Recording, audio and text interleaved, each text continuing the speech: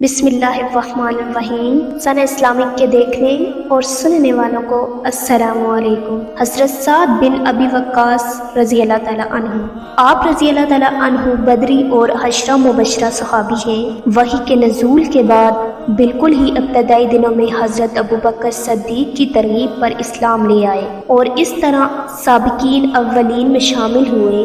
آپ رضی اللہ تعالیٰ عنہ حضور اکرم صلی اللہ علیہ وسلم کے ننیالی خاندان سے تھے، اس لیے آپ صلی اللہ علیہ وسلم کے ماموں کہلائے تھے۔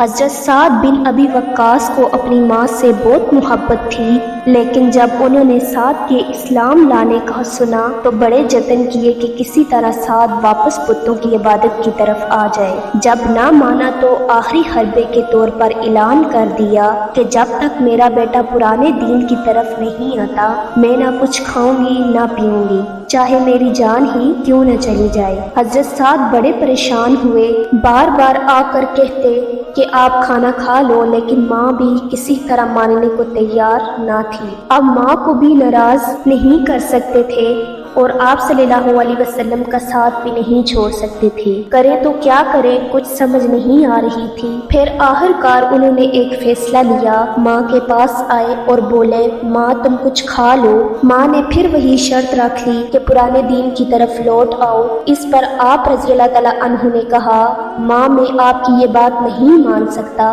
اگر آپ کے جسم میں سو جانے ہوں اور وہ ایک ایک کر کے میرے سامنے آپ کے جسم سے الگ ہونے لگے پھر بھی میں اسلام کو نہیں چھوڑوں گا۔ اب آپ کی مرضی ہے کہ کچھ کھائیں یا نہ کھائیں۔ ماں اپنے بیٹے کی آنکھوں میں موجود سچائی کو جان گئی کہ اب یہ کسی طرح اسلام سے پھرنے والا نہیں، لہٰذا انہوں نے کھانا پینا شروع کر دیا۔ آپ صلی اللہ علیہ وسلم نے سعد بن ابی وقاص کے متعلق فرمایا تیر برساؤ سعد تم پر میرے ماں باپ قربان ہوں۔ سعد بن ابی وقاص بیان کرتے ہیں کہ عرب میں سب سے پہلے اللہ کے راستے میں نے تیر اندازی کی تھی۔ ابتدائی اسلام میں ہم نبی کریم صلی اللہ علیہ وسلم کے ساتھ اس طرح غزوات میں شرکت کرتے تھے کہ ہمارے پاس درخت کے پتوں کے سوا کھانے کے لیے کچھ بھی نہ ہوتا تھا۔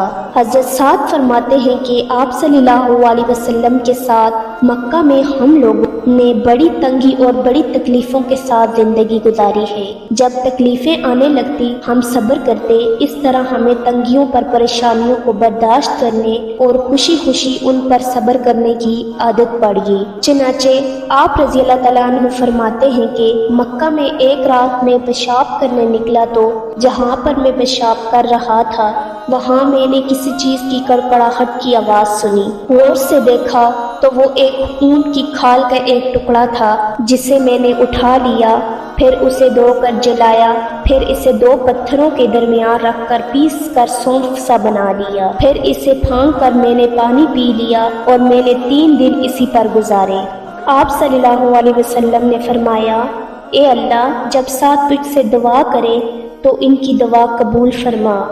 حضرت عائشہ رضی اللہ تعالیٰ عنہ فرماتی ہیں مدینہ منورہ آنے کے بعد ایک رات رسول اللہ صلی اللہ علیہ وسلم بے خوابی میں مبتلا ہو گئے۔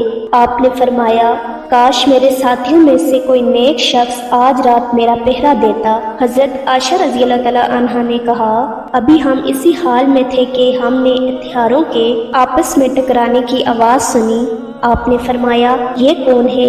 انہوں نے کہا سعد بن ابی وقاص ہیں۔ رسول اللہ صلی اللہ علیہ وسلم نے ان سے فرمایا آپ کیسے آئے ہیں؟ انہوں نے کہا میرے دل میں رسول اللہ صلی اللہ علیہ وسلم کے متعلق اندیشہ پیدا ہوا تو میں آیا ہوں تاکہ آپ کا پہرا دوں۔ آپ صلی اللہ علیہ وسلم نے ان کے لیے دعا کی، پھر آپ سو گئے۔ آپ رضی اللہ تعالیٰ عنہ چند ساتھیوں کے ساتھ ایک روز مکہ پہاڑوں کے درمیان عبادت میں مصروف تھے۔ اتفاق سے کفار کی ایک جماعت وہاں آ نکلی اور اسلام کا مذاق اڑانے لگے۔ حضرت سعد کو جوش آ گیا، ادھر ادھر دیکھا تو اونٹ کی ایک ہڈی پڑی تھی، اٹھا کر زور سے ایک مشرک کے سر پر ماری، اس سے مشرک کا سر پھٹ گیا۔ کہا جاتا ہے کہ اسلام کی حمایت میں یہ پہلا خون تھا جو حضرت سعد بن ابی وقاص نے بہایا۔ حضرت عمر رضی اللہ تعالیٰ عنہ کے دور میں قادسیہ کی لڑائی لڑی گئی۔ حضرت عمر رضی اللہ تعالیٰ عنہ نے سعد بن ابی وقاص کو سپہ سالار بنا کر بھیجا۔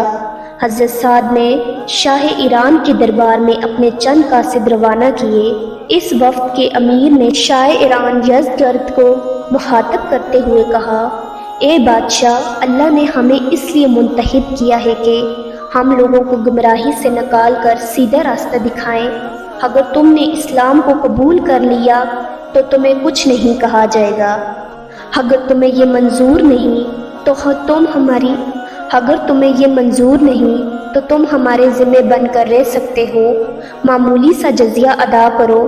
اگر تمہیں یہ بھی منظور نہیں تو پھر تلواریں ہمارے اور تمہارے درمیان فیصلہ کریں گی۔ یہ بات سن کر یزدگرد غضبناک ہو گیا، آخر میدان جنگ سج گیا۔ ان دنوں سعد کو کوئی ایسی بیماری ہوئی، غالباً عراق النساء، اور جسم پر پھوڑے پھنسیاں نکلی کہ آپ گھوڑے پر بھی نہیں بیٹھ سکتے تھے۔ پھر آپ ایک قلعے پر بیٹھ کر مجاہدین کو ہدایت دے رہے تھے۔ لڑائی کا پہلا دن گزر گیا لیکن کوئی فیصلہ نہ ہو سکا۔ میدان جنگ لاشوں سے بھر چکا تھا۔ رات ہوئی تو لڑائی بند کر دی گئی۔ دوسرے دن صبح کو پھر خطرناک لڑائی شروع ہوگی۔ اس روز بھی نتیجہ نہ نکلا۔ تیسرے روز پھر لڑائی کا آغاز ہوا۔ حضرت سعد قلعے پر بیٹھ کر جنگ کا نظارہ بھی کر رہے تھے اور ہدایت بھی دے رہے تھے۔ اس دفعہ آپ رضی اللہ تعالیٰ عنہ نے دیکھا کہ ہاتھی بڑی رکاوٹ تھے، لہٰذا آپ رضی اللہ تعالیٰ عنہ نے دوسرے بہادروں کو بلا کر کہا کہ پہلے ہاتھیوں کو مار ڈالو، جب کچھ ہاتھی مارے گئے یا زخمی ہو گئے تو دوسرے بھاگنے لگے۔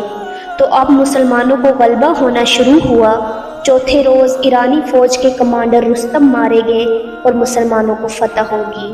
حضرت سعد بن ابی وقاص ہی تھے جنہوں نے اپنے گھوڑے پانی میں اتارے اور دریائے دجلہ میں پانی کے اوپر گھوڑے دوڑا دیے۔